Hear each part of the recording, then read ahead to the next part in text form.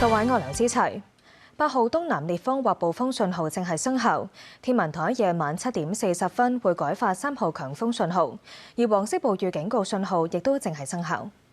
颱風韋柏集結喺香港西南偏西大約160公里，預料向西移動，時速大約22公里，掠過廣東西部沿岸一帶。韋柏進一步遠離香港，但烈風至暴風程度嘅東南風仍然間中影響本港部分地區。隨住風力逐步減弱，天文台會喺夜晚7點40分改發3號強風信號。韋柏嘅強雨帶仍然會喺今晚同聽日為珠江口一帶帶嚟狂風大驟雨。轉睇另外，港鐵宣布黃昏起逐步恢復服務，但東鐵線、屯馬線、東涌線同機場快線預計需要多2-3個鐘先至恢復到。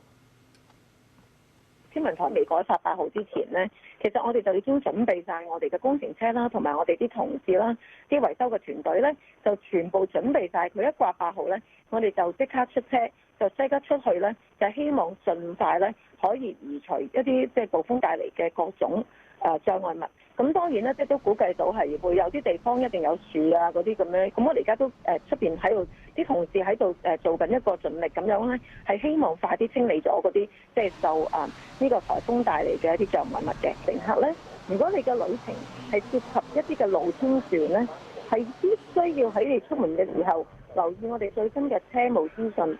同埋線路路段嘅重開情況，為超過1000名嘅受影響嘅乘客，即係佢哋嘅旅程受影響咧，係提供協助㗎。咁包括咧係我哋派發水啦、一啲嘅氈啦、熱飲啦同埋乾糧啦，